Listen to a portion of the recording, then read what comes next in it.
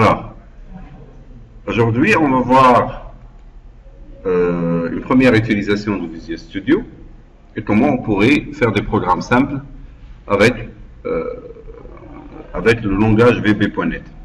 Alors, pour pouvoir travailler avec VB.NET, il faut installer le logiciel Visual Studio, Microsoft Visual Studio.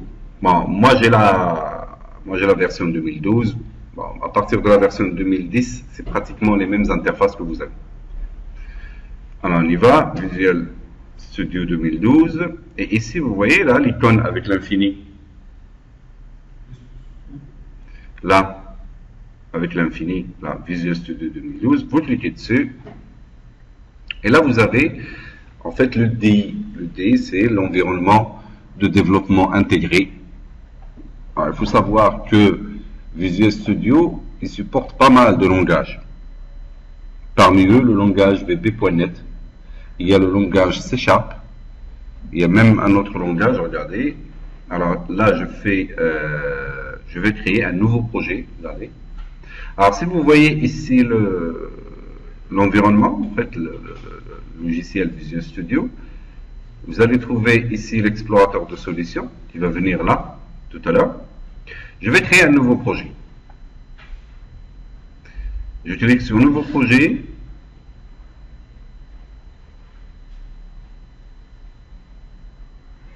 Regardez. Là, dans cette interface-là, vous avez ici la version du framework avec laquelle vous voulez travailler. Moi, je travaille avec la version 4.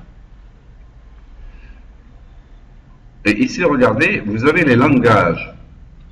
Tu peux, par exemple, ici, Visual C#, c'est pas ça que je veux, regardez. Et je vais faire autre langage. Moi, comme la dernière fois que j'ai travaillé avec Visual Studio, j'ai travaillé avec le langage C#. C'est pour cela qu'il me le propose. Nous, on veut faire du VB. Et là, au moment de l'installation de Visual Studio, vous pouvez, à la première utilisation de Visual Studio, vous pouvez lui demander en fait, sélectionner le langage par défaut qui va vous afficher. D'accord. Alors, on y va. Moi, je fais autre type, où est-ce qu'il est, autre langage, et je fais VB, Visual Basic, ici. Marche. Et après, on va créer une application Windows, c'est-à-dire une application avec des formulaires, des boutons, des ondes de saisie, ainsi de suite. On choisit. Qu'est-ce qu'on a dit? On choisit. Il faut être sûr que vous êtes sur Visual Basic et il faut être sûr que vous êtes sur une application Windows. Parce qu'il y a d'autres types d'applications comme les applications console que vous utilisez dans C. C, vous avez l'interface de commande et là, avec le printf, le scanf et ainsi de suite, ça vous permet de tester vos programmes. Là, c'est beaucoup plus amélioré. Vous avez la possibilité d'avoir des formulaires. D'ailleurs, on va créer une calculatrice après dans les TP qui vont suivre. Une calculatrice qui marche. Alors, on y va. Alors, je choisis une application Windows. Et là, je choisis application Windows Forms. Marche. Ici, c'est le nom de l'application.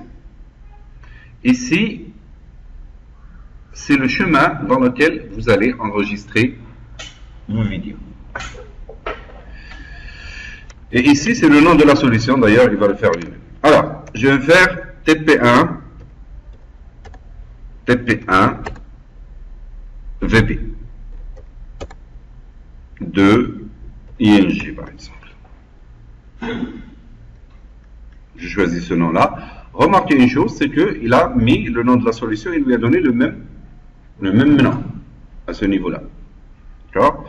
Alors, je vais choisir un autre chemin que celui-là. Je vais faire parcourir. Et je choisis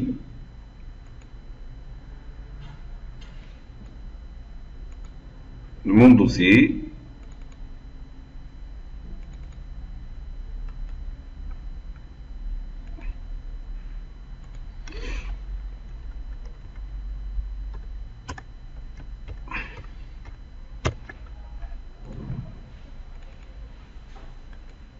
Je vais créer un dossier à l'intérieur. Ça, c'est ma propre organisation. Je fais de niche. Allez, on y va. Voilà. Je fais sélectionner le dossier. Là, il m'a mis le chemin que j'ai choisi.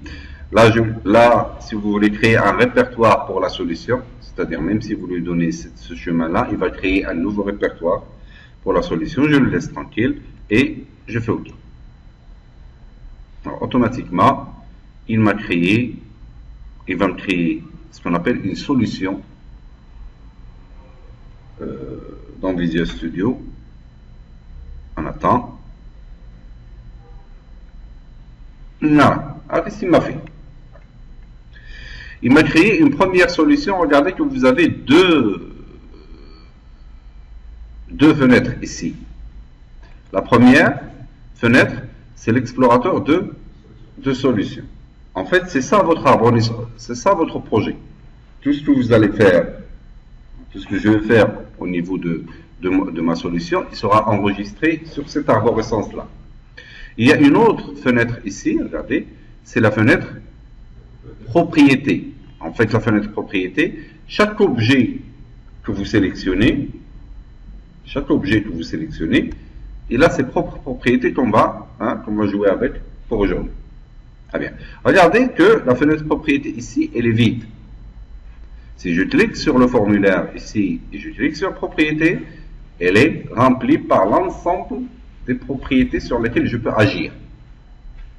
Maintenant, je peux toujours arranger, regardez, je clique sur l'épingle ici. Voilà. Je vais cliquer ici et je vais cliquer sur l'épingle là. Je vais prendre cette fenêtre là, je vais la mettre ici, en haut. C'est comme si je lui dis de mettre une fenêtre au-dessus de l'autre. Hop, je lâche.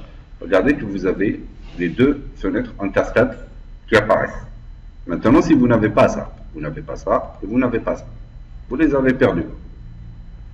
D'accord? Je fais quoi? Je fais affichage, voilà. Affichage, ici, et je fais explorateur de solutions. Voilà, je clique, et là, l'explorateur de solutions, il est affiché. Maintenant, qu'est-ce qu'il me reste? Il me reste la fenêtre propriété. Je vais faire affichage, et je fais fenêtre propriété. Où est-ce qu'elle est? Voilà, elle est en bas. Fenêtre propriété, et là j'ai les deux. Si je ne veux pas toujours, je veux changer ça, regardez ce que je fais. Je mets la souris là-dessus, ici sur le truc, sur la petite fenêtre qui apparaît, la petite icône là, qui apparaît ici. Vous arrivez à le voir? Je clique, et là, ils seront l'une à côté de l'autre. Ça dépend de la disposition qui m'arrange. Moi, c'est celle-là qui m'arrange. Je mets en général l'explorateur de solutions en haut et la fenêtre propriété en haut. Bien. Alors regardez, ce formulaire-là, quand il me crée la solution, il me crée un formulaire par défaut. C'est quoi ce formulaire? En fait, ce formulaire, c'est ça. Alors je peux l'agrandir si je veux. Regardez ici, il ne fait rien d'autre. Regardez. Alors, vous avez cette fenêtre-là, ça s'appelle un formulaire. Vous s'habituez. Si je veux exécuter, maintenant j'ai rien fait, j'ai rien écrit. Je veux exécuter pour voir ce qui va se passer. Alors pour exécuter, vous voyez le petit triangle vert ici. Vous voyez? Démarrer. Je clique dessus. Et là, je vois le résultat.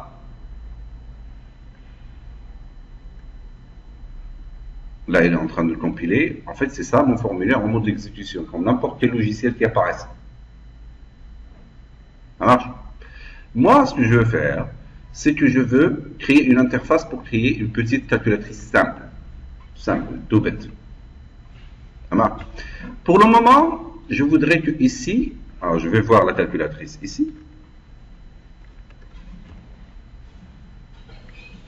Je vais voir la calculatrice de Microsoft, comment elle est. Regardez, lorsque je clique sur calculatrice, vous avez un formulaire comme celui-là, comme l'autre qui est apparu là-bas, tout à l'heure. D'ailleurs, c'est créé pratiquement avec le même langage.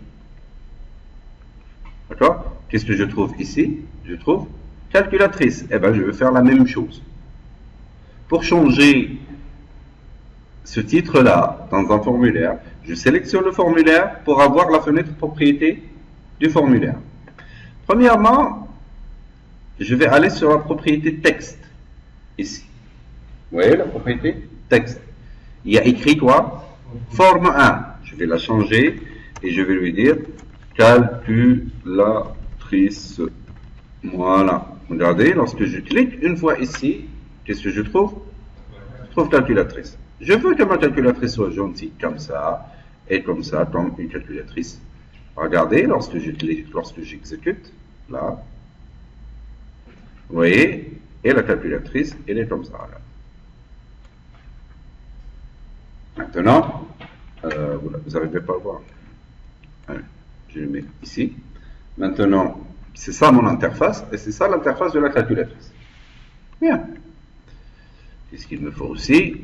Je ferme, il faut toujours fermer pour arrêter, ou vous cliquez sur le petit carré ici rouge. Vous voyez le carré rouge? Là, vous cliquez dessus, là il arrête. Là il arrête l'exécution.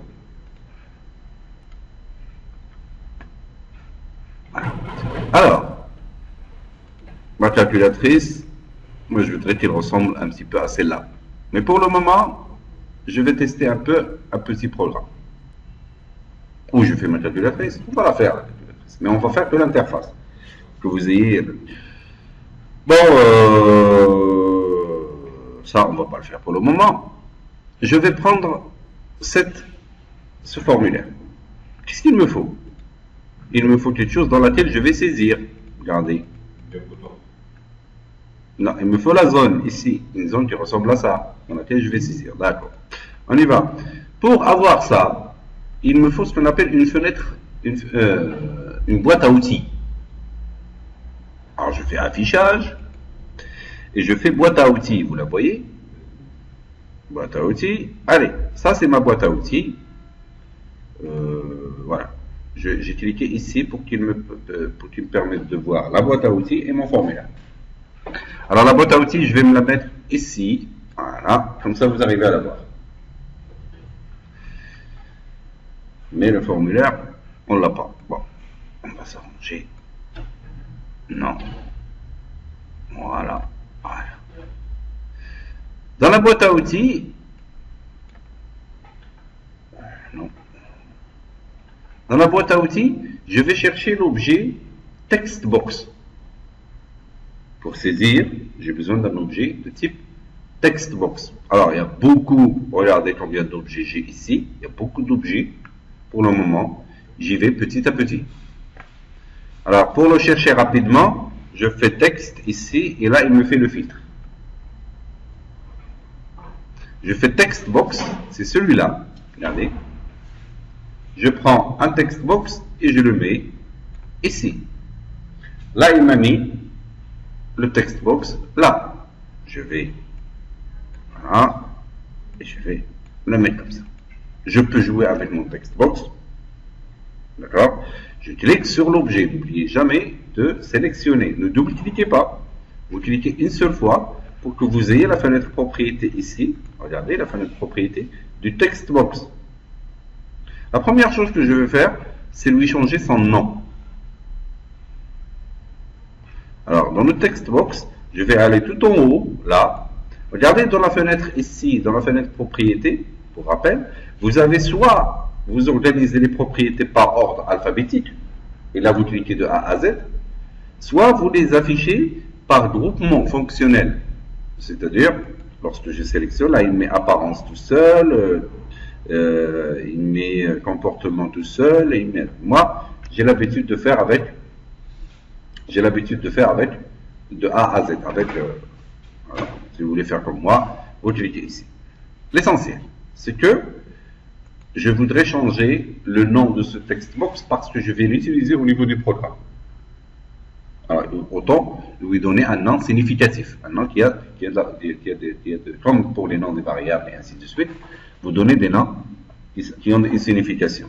Alors, je monte ici en haut et je trouve la propriété name. Qu'est-ce qu'il a écrit ici dans la propriété name? Par défaut, il me fait textbox 1. je vais lui changer de nom. Bon, si vous suivez ma façon de faire, toujours un objet, je lui donne un préfixe significatif. Pour le text box, on va se mettre d'accord, c'est TXT. TXT, et je lui donne un nom. Bon, ça c'est, je fais résultat par exemple. Résultat, sachant que c'est ici que je vais afficher les résultats de tous mes calculs que je vais faire. Ça marche? Alors, il s'appelle TXT résultat. Si j'exécute, regardez, si j'exécute, j'aurai quelque chose qui ressemble à ça. Je peux taper les chiffres, d'accord? Mais dans ma calculatrice ici, les chiffres s'écrivent de droite à gauche. Hein? Je vais lui dire de me faire la même chose. Alors, je me mets toujours, alors je clique ici, je suis sur le formulaire, je clique là, je suis sur la zone de texte. Je vais faire, alors les propriétés des objets, on va les connaître au fur et à mesure. C'est pas la peine de faire le tour de toutes les propriétés. Pour aligner le texte, ça doit être quoi en anglais? Pour aligner, ça doit être text align. Je vais voir, est-ce que j'ai text align? Il est là.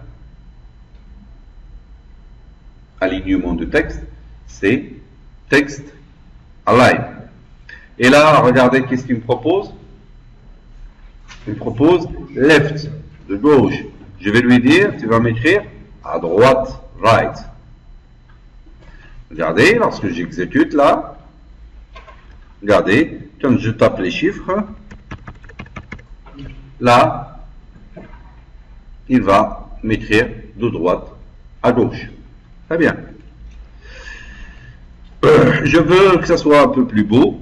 Alors, je vais voir le for color. Regardez, le for color ici, c'est la couleur. Regardez en bas. Vous voyez, à chaque fois que vous sélectionnez une propriété, il vous donne une petite information là-dessus. Il vous dit c'est la couleur du premier plan de ce composant. Alors, si je fais une couleur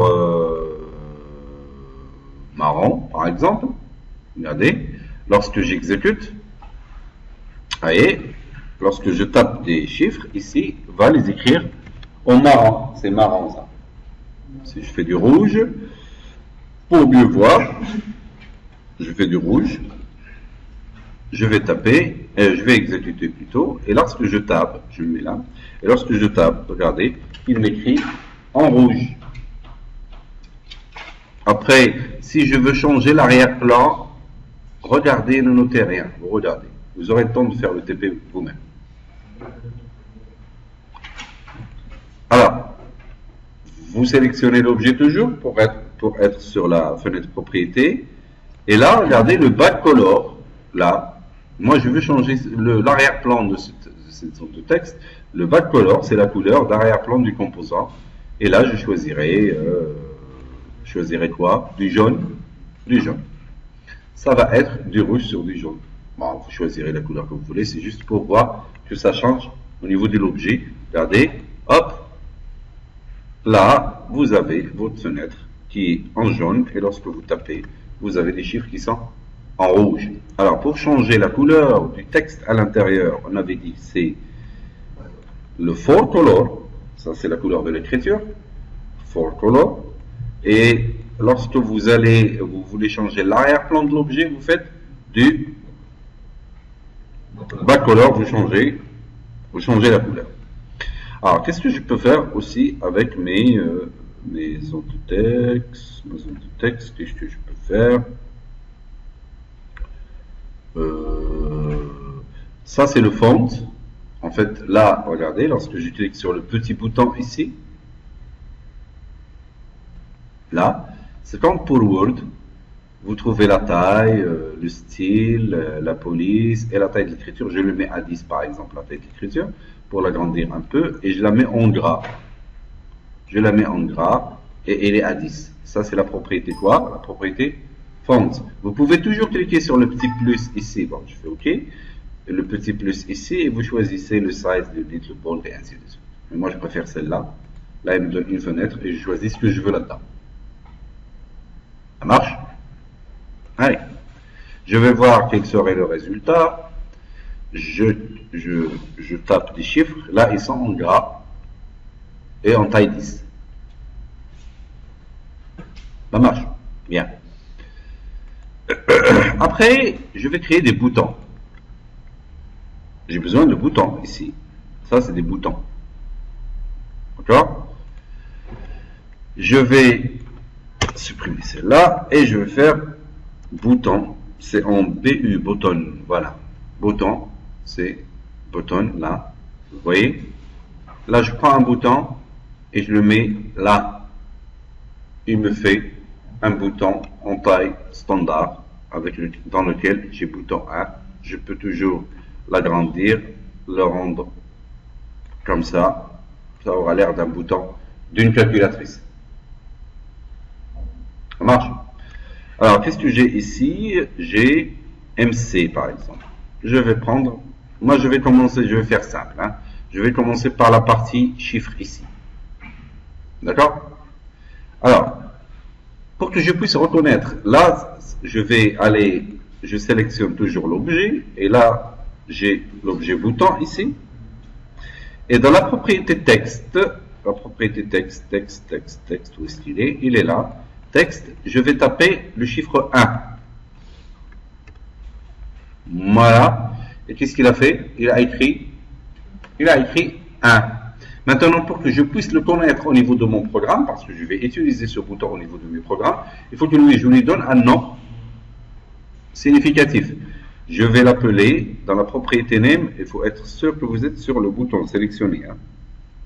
Dans la propriété name, je vais l'appeler btn 1. Plutôt 1. Ça marche? Oui. Il faut lui donner un nom avec lequel vous allez le reconnaître au niveau du programme. Comme pour les variables. Ça marche? Comme pour les programmes que vous faites avec C, vous donnez des noms de variables normalement que vous devez reconnaître rapidement au niveau du programme. Alors, moi j'ai l'habitude de préfixer tous les objets. Pour le text box, on s'est dit c'est TXT. Pour les boutons, c'est BTN. Ça marche. Comme je vais afficher 1 sur ce bouton, je l'ai appelé BTN 1. Tu vois? Ça marche.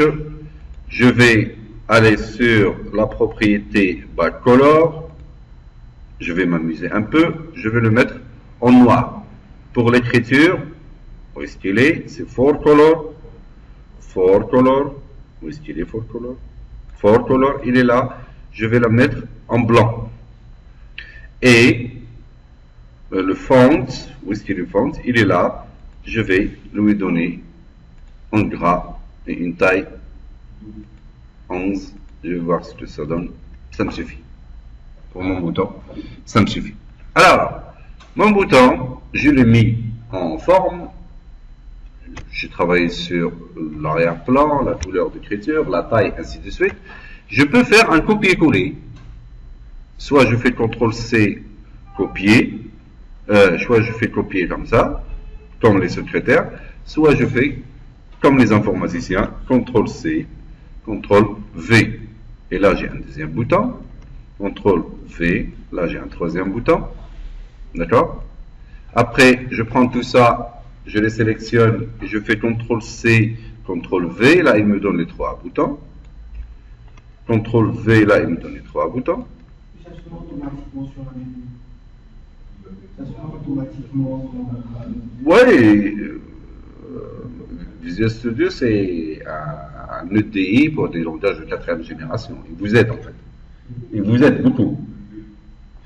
Il vous donne beaucoup de possibilités. Alors, je fais CTRL-V, voilà. Alors, je peux sélectionner, regardez, lorsque je veux sélectionner, je me mets là, et je clique, et je tire. Et là, vous avez, regardez, les boutons qui sont là. Après, j'ai combien de boutons? J'ai 1, 2, 3. Alors, je reste sur cette partie-là, moi. D'accord? J'ai 1, 2, 3, 1, 2, 3, 4. Avec le 0 qui est bizarre. J'ai 1, 2, 3, 4. J'ai pas besoin de ça. Alors, qu'est-ce que j'ai là? Dans ma calculatrice. j'ai le 0, regardez, alors je vais enlever celle-là, et je vais agrandir celle-là. Voilà. Je laisse tomber pour les autres pour le moment. J'ai perdu ma calculatrice, je la reprends. Voilà, elle est là, pour voir. Regardez. Alors là, je commence par là. Hein. Je fais que les chiffres pour le moment. Alors, on y va. Alors j'ai 7 ici, 8 là et 9. 7, 8, 9. Je vais changer le nom de celui-là. Je vais l'appeler PTN 7. Celui-là, alors si vous sélectionnez, vous restez sur la même, regardez. Je peux écrire directement PTN. Là, il reste sur la dernière propriété que vous avez sélectionnée.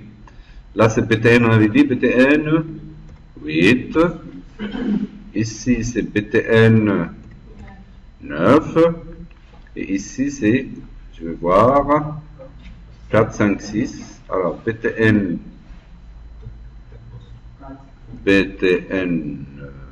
alors j'ai fait des bêtises, PTN 4, BTN 5, BTN 6, qu'est-ce qui reste? Le 1, 2, 3, c'est ça? Alors BTN quoi? 1, BTN 1, BTN 2, et BTN 3. Ici, je fais BTN 0. Et ici, c'est une virgule, je crois. C'est la virgule. On la laisse tranquille pour le moment. Je fais quand même BTN virgule. Voilà. Bien. Bien. Maintenant, je vais passer à la propriété texte. Alors, c'est 7, 8, 9. Alors, moi, j'ai fait exprès de les nommer en même temps. Comme ça, ils restent sur la même propriété. J'écris rapidement. Après, je restais sur la propriété texte. Est-ce qu'il est, la propriété texte? Ici, je fais 7. Et si je fais 8, regardez qu'il les change directement. Vous n'avez pas à recliquer encore une fois. Ici, je fais 9. Ici, je fais 4. Ici, je fais 5. Ici, je fais 6. Ici, je fais 1. Il est déjà là. Ici, je fais 2. Et ici, je fais 3. Et ici, je fais 0. Et ici, je tape une petite virgule là. Et voilà, virgule. Voilà. Alors, je vois, c'est pratiquement la même chose ici que là. Sauf que pour les couleurs, je me suis amusé à lui donner des couleurs que je veux. Bien. Je vais descendre un peu. Et cette fois, je vais travailler sur cette partie-là, sur cette ligne-là. Bon, je vais laisser, je vais faire, je vais rien faire. Allez. Maintenant, pour ma boîte à outils, je n'ai plus besoin de cette boîte à outils, je peux la fermer et travailler. Mais je la garde quand même pour que vous ayez l'affichage correct. Alors, boîte à outils. Elle est là. Allez. Regardez, je vais lui demander de faire la chose suivante. Je vais lui dire. Regardez ici, s'il vous plaît. Faites rien d'autre. Vous aurez le temps de... Je vais lui dire, lorsque je clique sur le bouton 1, PTN1, tu m'écris 1 dans cette zone de texte. Ça marche? On y va. Alors, pour passer au programme, maintenant, ça c'est l'interface. Je voudrais passer au programme derrière pour que j'écrive quelque chose. Je vais aller sur le 1 ici, je vais travailler avec le 1, je le règle et après j'arrange pour tous les autres boutons. Il faut comprendre le principe. Allez, je double-clique, regardez, lorsque je clique une seule fois, il sélectionne. Lorsque je double-clique, là il va aller sur ce qu'on appelle les modules de feuille. Voilà. Alors regardez ce qu'il m'a fait. Alors je ferme ça, il va me déranger. Regardez ce qu'il m'a fait. Vous avez une public classe forme 1, ça c'est le nom de mon formulaire. Vous avez vu le nom du formulaire? Il s'appelait forme 1. Et il m'a mis un private, ça veut dire que c'est une... vous avez fait les fonctions et les procédures en C. En fait, c'est une procédure en VB. La procédure en VB, il s'écrit avec un sub. Quand vous faites private sub, ça veut dire que vous créez une procédure privée. Ça, c'est le nom de la procédure. Il s'appellera btn1-click. En fait, ça, c'est une façon de nommer les procédures pour faciliter pour nous faciliter le travail. D'accord? C'est-à-dire que cette procédure-là, en fait, c'est quoi? Elle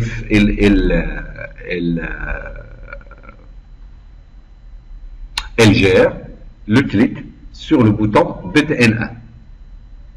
Finalement, quand vous faites un formulaire, vous êtes en train de faire de la programmation événementielle. C'est quoi la programmation événementielle? C'est-à-dire que vous attendez que l'utilisateur fasse un événement, et là, vous écrivez le programme de ce qui doit se passer.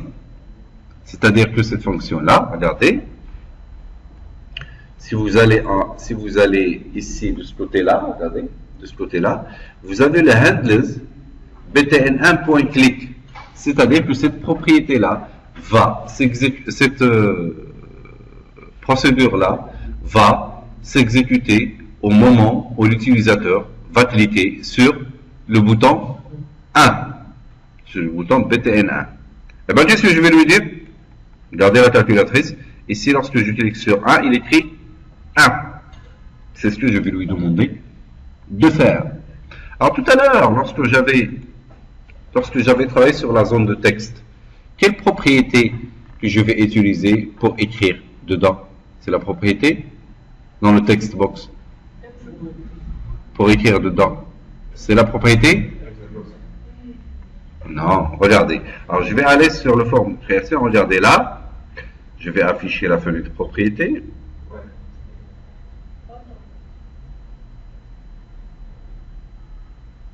Où est-ce qu'elle est, la fenêtre propriété? Elle est là. Regardez. Si je vais aller sur la propriété texte, là, je vais écrire quelque chose là-dedans. Il va m'écrire ça sur le text box.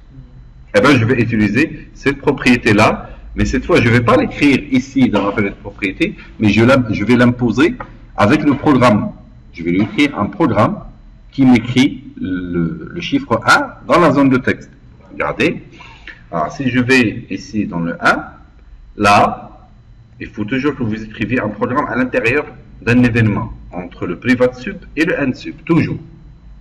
Si vous écrivez là, ça ne marche pas. Si vous écrivez là, ça ne marche pas. Si vous écrivez là, c'est dangereux. Alors vous écrivez à l'intérieur de l'événement.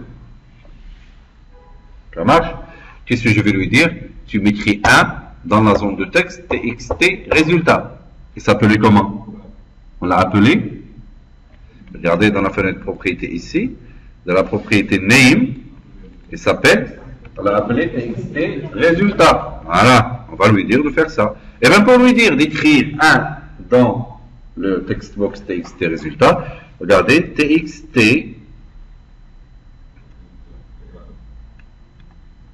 vous voyez qu'il la reconnaît. Il m'aide là. Txt résultat, point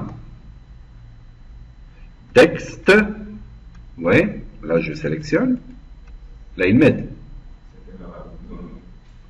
Je vais mettre quoi dedans? Je vais mettre entre deux guillemets, parce que c'est du texte. C'est du chaîne de caractères. Je mets 1.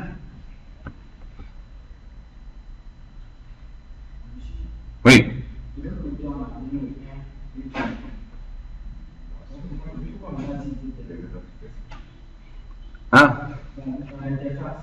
Oui. À l'objet. C'est celui-là. Regardez, btn1. Clic. Je suis en train de gérer quoi? L'événement de clic sur le bouton 1. Maintenant, quand il clique sur le bouton 1, qu'est-ce que je veux qu'il fasse? Il écrit le chiffre 1. Sauf que moi, je l'ai écrit en tant que caractère. Il ne va pas le considérer en tant que chiffre. Le A, je l'ai mis entre deux guillemets, il va le mettre en tant que caractère. Pour qu'il écrive 1 dans le text box, c'est cette propriété qui supporte la valeur. Je fais le nom de l'objet. L'objet textbox, il a un nom. Il s'appelle txt résultat. Point texte égal à la valeur 1. Je vais voir. Est-ce qu'il le fait ou il ne le fait pas?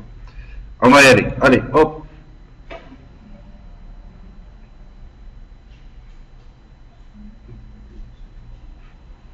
J'ai écrit 1. Qu'est-ce qu'il a fait? Je clique sur 1. Il a écrit 1.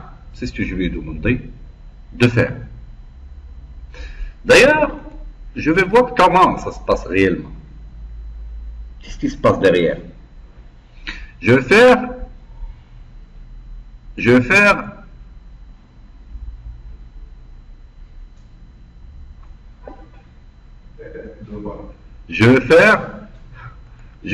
ce qu'on appelle un point d'arrêt. Regardez, le point d'arrêt c'est très important. Le point d'arrêt c'est quoi? Alors, si vous voulez enlever le point d'arrêt, vous cliquez là. Si vous voulez créer un point d'arrêt, vous cliquez là. Là, il vous fait un petit point rouge, il sélectionne ça en rouge. En fait, je vais lui dire, le point d'arrêt ça veut dire quoi? Tu vas jusqu'à cette ligne de code et tu t'arrêtes. L'exécution du code, quand il va arriver sur l'événement, clique sur le bouton 1, sur PT1, il s'arrêtera le programme. Et c'est moi qui va lui dire de le poursuivre. Ça marche? Regardez ce qui va se passer. Lorsque j'exécute, j'ai pas encore cliqué sur le bouton. Il fait rien. D'accord? Regardez, je vais cliquer sur le bouton 1. Il va venir ici, il va s'arrêter. Le programme s'est arrêté ici. Et je vais le faire suivre. Pour exécuter votre programme ligne par ligne, vous faites F11. Le bouton F11 que vous avez sur le clavier. F11. Regardez, quand j'ai tapé F11, qu'est-ce qu'il a fait? Le jaune qui était là est venu ici. D'accord? Dans le text box, il n'y a rien. Regardez. TXT résultat. Vous voyez la petite infobulle qui apparaît? Il n'y a rien. Il y a deux guillemets vides. Regardez, donc je vais passer, quand je tape F11, et je mets la souris dessus. Qu'est-ce qu'il a fait? TXT résultat.text est égal à 1. Il l'a bien rempli dans le programme. Maintenant, ça va apparaître. Regardez, je fais F11, et là, il me fait apparaître la fenêtre pour voir le résultat. Alors, bon, quand ça marche, votre programme. Mais quand ça ne marche pas, votre programme, vous avez un problème dans le programme, le bouton d'arrêt, il est très important pour que vous puissiez exécuter votre programme et voir les résultats, comment ça se passe. Pour voir où est-ce qu'il est l'erreur. Peut-être que vous avez des erreurs de calcul et ainsi de suite. Bien. Regardez bien. Lorsque je clique sur 1, il écrit 1. Lorsque je clique encore sur 1, il écrit 11. Ce n'est pas le cas ici. Lorsque j'exécute, regardez, je tape 1, il écrit 1, je tape 1, il ne dit rien. Pourquoi? Parce que je ne lui ai rien dit. Je lui dis toujours, tu mets 1 dans le text box. Maintenant, qu'est-ce que je vais lui dire? Tu prends ce qui est dans la zone de texte et vous avez fait un peu la concaténation. Vous savez ce que c'est la concaténation? La concaténation, c'est de prendre une valeur de texte et la juxtaposition à côté, vous mettez un autre texte. C'est ce qu'on va lui dire de faire. Je vais lui dire, tu prends ce qu'il y a dans la zone de texte, ce qui est déjà dans la zone de texte, et tu mets à côté 1. Comme ça, à chaque fois qu'il va trouver une valeur, il va écrire 1 à côté. Comme ça, j'aurai le 11, le 111 et ainsi de suite. Alors, je vais lui dire txt résultat.text reçoit txt résultat.text. D'accord? Ce qui était déjà dedans. Concaténer, la concaténation, en fait, la concaténation c'est ça, le int commercial. Je vais fermer ça. concaténer avec quoi? Si vous avez compris? Avec le 1. Le 1. Alors, qu'est-ce que je lui ai dit de faire? Au début, il y a quoi dans la zone de texte? Il n'y a rien. Il n'y a rien. Maintenant, regardez. Là, il n'y a rien. Quand je clique sur le 1, il va faire quoi? Il va mettre rien. Et à côté, il va mettre 1. Voilà. Il a mis 1. Maintenant, qu'est-ce qu'il y a dans la zone de texte? 1, déjà. Ça veut dire qu'il va prendre ce qui est déjà dans la zone de texte. Il va mettre à côté 1. Ça va devenir 11. On va voir. Ça devient 11. Maintenant, qu'est-ce qu'il y a dans la zone de texte? Et qu'est-ce qu'il va faire? Il va mettre 1 à côté. Et j'aurai l'impression qu'il m'écrit des chiffres corrects. D'accord? Alors, ce qu'on avait fait jusque-là, c'est que moi, j'écris 1, il écrit 1. Ce qu'on va faire, c'est qu'on va faire la même chose pour le bouton 2, le bouton 3, le bouton 4. Alors, regardez, si je double-clique ici, sur le bouton 2, j'aurai BTN2, clic. Qu'est-ce que je vais faire? Je vais faire un copier-coller de là. Regardez. Et je le mets là. Qu'est-ce qui va être modifié? Au lieu de 1, je mettrai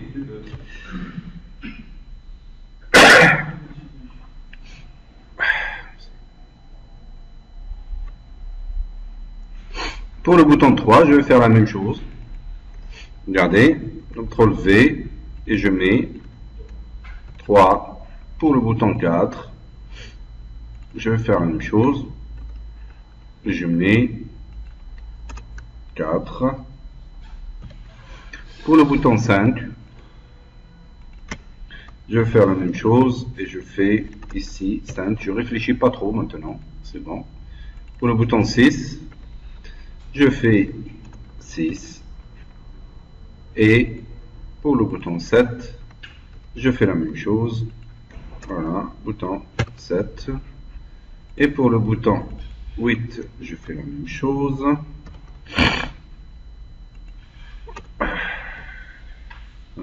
C'est BTN 8, c'est ça? Voilà. Et pour le bouton 9, je fais la même chose. Et je change et je mets 9. Pour le 0, regardez s'il vous plaît. Pour le 0, si je fais 0, regardez, si je fais 0, là. Ah, j'exécute. Je fais 1, 2, 3, 4, 5, 6, 7, 8, 9, ça marche. Pour le 0 aussi, ça marche. Par contre, je vais ici normalement, si je clique 0, il ne doit pas m'écrire 0 comme ça. Il ne doit pas me faire ça. Pour ma calculatrice là, regardez, je fais, voilà, je fais 0, 0, 0, il ne met rien. Hein? Alors, moi, ce que je veux, pour le moment, ce que je veux, lorsqu'il tombe sur 0, il ne met pas 0. Il ne met pas ça. Lorsque c'est vide, il met 0. Lorsqu'il est différent, lorsque le contenu est différent, lorsque ce qui est dans la zone de texte est différent de 0, il met 0. Sinon, il ne met rien du tout. D'accord? Alors voilà, et là on va tomber sur les conditionnels. Sur les conditionnels, c'est les if. Qu'est-ce que je vais lui dire? Alors, quand est-ce qu'il va faire ça? Lorsque ce qu'il y a dans le text box est différent de la valeur 0. Il va concaténer. C'est tout. Si je lui dirais de rien faire, il ne va rien faire. Alors, le if, c'est comme ça. Alors, if, quoi? Voilà, txt résultat, point texte, est égal à, et là je mets 0 entre deux guillemets, then, Alors le if en VB, je mets if, la condition, then les instructions. Et à la fin de mes instructions, ici, juste en bas, regardez, juste en bas, je mets and if. Je vais voir est-ce que ça marche.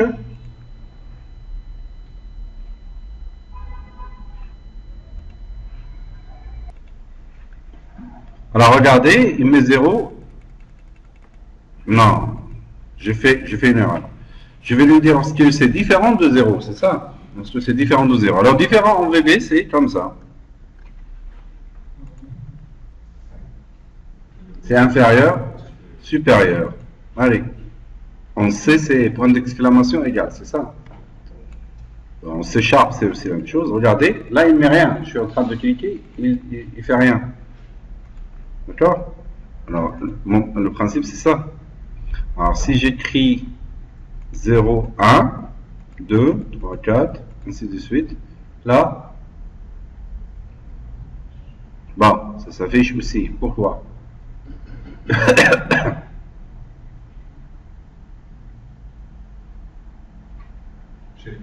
Regardez ici, c'était dans le text box. C'est différent de 0. Là, il écrit, mais le 0 ici pose problème, là. Normalement, ça ne devrait pas apparaître comme ça. Mais ça, on ne l'a pas traité. Ça, on l'a pas traité. Au niveau du 1, 2, 3, on a traité que le cas du 0. Maintenant, dans le cas du 1, s'il trouve que c'est égal à 0, par exemple, je vais travailler sur le 1, là, il écrit directement la concaténation. Normalement, qu'est-ce qu'on doit lui dire? Si tu trouves que c'est égal à 0, tu écris directement 1. Sinon, tu concatènes. Regardez, normalement, si j'écris 0, 1, il doit écrire 1 directement. Comme pour la calculatrice. Eh ben, je vais lui dire ça. En fait, pour lui dire ça, qu'est-ce que je dois le faire? Maintenant, je suis en train de gérer le clic sur, regardez, le clic sur le bouton 1. Je rectifie mon programme pour que ça marche. Tout à l'heure, l'objectif, c'était de savoir la concaténation, et ainsi de suite. Maintenant, on commence à faire intelligent. Je vais lui dire, si tu trouves que le textbox est égal à 0, tu écris 1. Sinon, tu concatènes. Tu fais la concaténation, celle-là. Sinon, il fait ça. Qu'est-ce que je vais dire? If, quoi? Tes résultats, point texte, parce que c'est le point texte qui me retourne la valeur écrite. S'il est égal à 0, oh, j'écris des bêtises, s'il est égal à 0, then, alors le and if je le mets ici, then quoi? Le texte des résultats, regardez, celui-là, et je vais enlever ça. Je vais écrire directement 1. Oui ou non? S'il trouve qu'il est égal à 0, il va écraser le 0, il va écrire 1 à la place. D'accord? Sinon, c'est else. Else, il va écrire ça. Alors, qu'est-ce que je lui ai dit de faire? Si tu trouves que dans le text box il y a 0, tu écris 1, tu écrases le 0. Sinon, ça veut dire, s'il ne trouve rien du tout, il trouve un autre nombre. Là, on est en train d'améliorer le chiffre. Là, il concatène. Il met 1. Je vais voir, est-ce que ça marche? Là, il va écrire quoi? 1 direct, parce qu'il n'y a rien. D'accord? Je vais sortir. Je mets 0 et je mets 1. Là, il écrit. Il écrase le 0. Vous voyez?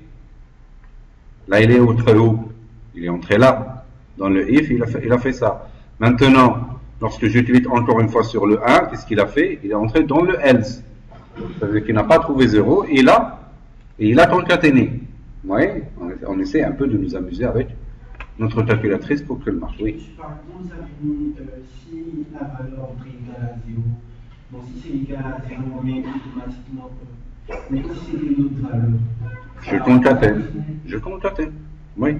Je suis en train d'écrire un chiffre, regardez. Différent des zéros carrément.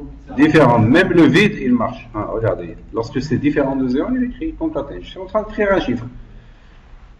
D'accord? Alors pour le if, ça nous permet de connaître un peu le if.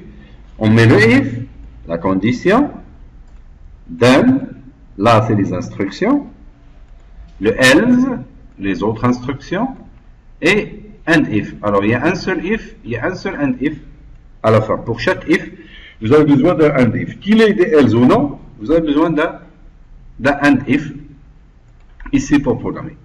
On va généraliser. Bon, il ne fallait pas le faire pour tous les boutons.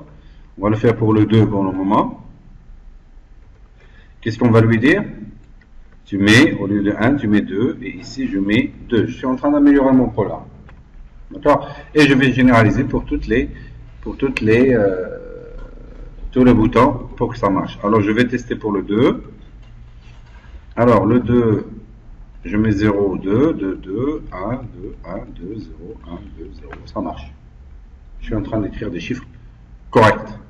Maintenant, je vais faire un petit bouton C pour arrêter de reprendre à chaque fois le programme. C, il sert à quoi? À effacer le. Alors, je vais faire affichage, propriété, fenêtre propriété, propriété, propriété. Elle est là. Et je vais aller, au lieu de 7, je vais faire un grand C. Un grand C. Et dans le name, je l'appelle BTN C par exemple. Ça marchera. Et sur le clic, qu'est-ce que je vais lui dire? De m'effacer tout ça. Il va me faire txt résultat point texte. Il va mettre rien du tout. Deux guillemets vide. Voilà.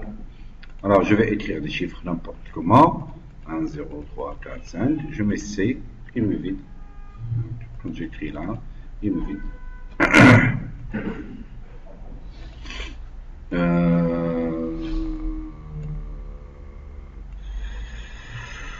Qu'est-ce que je veux aussi? Je voudrais que... Oui. Pour mettre la condition if tester point de 0, if tester point est égal à 0. Si il y a 0 sur la carte, maintenant quand on appuie sur ça doit l'effacer. Oui. Maintenant, lorsque c'est 0, maintenant quand... On va le faire. Alors, vous demandez lorsque c'est 0, il est à 0, qu'est-ce que je fais? Si je tape 1, on a traité le 1 par exemple, jusque là.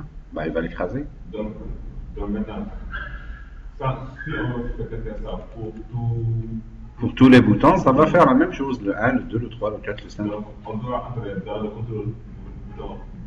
On doit faire ça pour tous les boutons. Hein. On l'a fait pour le 1, nous. On l'a fait pour le 2. Et vous devrez faire copier-coller. Ici, par exemple, vous faites copier, CTRL-C. Et vous allez sur le 3. Il est là. Au lieu de ça, vous faites CTRL-V. Et là, vous faites 3. Normalement, on devait travailler, on devrait finaliser le bouton 1 jusqu'à ce qu'il marche à 100%. Et puis, on fait copier-coller pour tous les autres. Voilà, pour le 3, ça doit marcher. Regardez. Voilà, le 3, 33, 2, 1, 2. D'accord? On revient sur ce qu'on avait fait. Il avait dit que pour le bouton 1, si le textbox.text est égal à 0, là il met 1 directement. Sinon, là il prend le textbox, il met ce qui est dans le textbox, et ça c'est la concaténation avec le 1. Et on a pratiquement fait la même chose pour les autres boutons. Alors on va continuer, on l'a fait pour le 3, maintenant on le fait pour le 4. Voilà, et là je mets le 4, je reprends pour le 5. Je fais CTRL-V et je mets, au lieu de 2, je mets 5. Et au lieu de 2, je mets 5. Je reprends. Pour le 6, je refais pratiquement la même chose. Voilà. J'écris le chiffre 6 et j'écris le chiffre 6. Le 7. Puis et je mets le 7 ici et le 7 là. Pour le 8, je fais la même chose. Je fais 8 là et 8 là. Pour le 9, je mets CTRL V et je mets 9 ici et 9 là. Et ma calculatrice, je peux écrire des chiffres tranquillement. Alors, ce qu'on a appris pour ce TP là, qu'est-ce qu'on avait appris? On avait appris comment créer un nouveau projet, comment une nouvelle solution, comment l'enregistrer, comment renommer un formulaire. On avait vu la fenêtre propriété ici. D'accord? On avait vu que pour changer ici le texte du formulaire, il faut aller sur la propriété texte. Pour prendre des boutons ici et des zones de texte, on avait vu qu'il faut afficher la boîte à outils.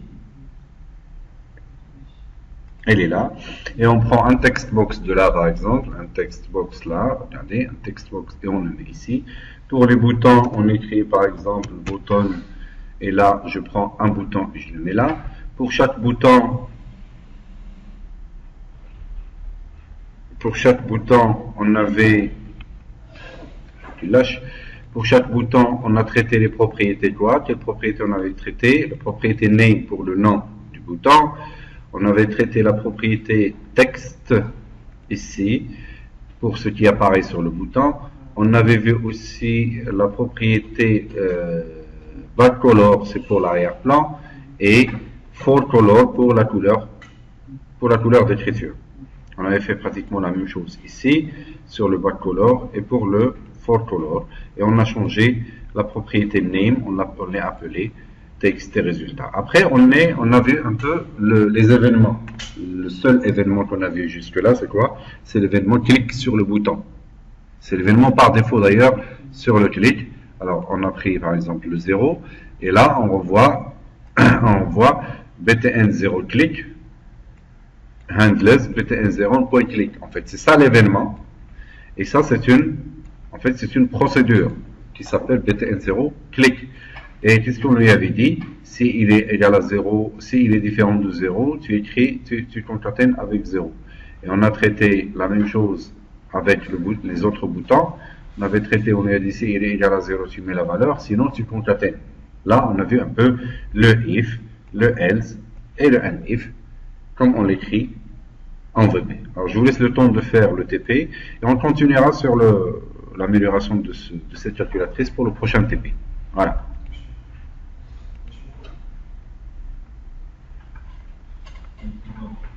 Thank you.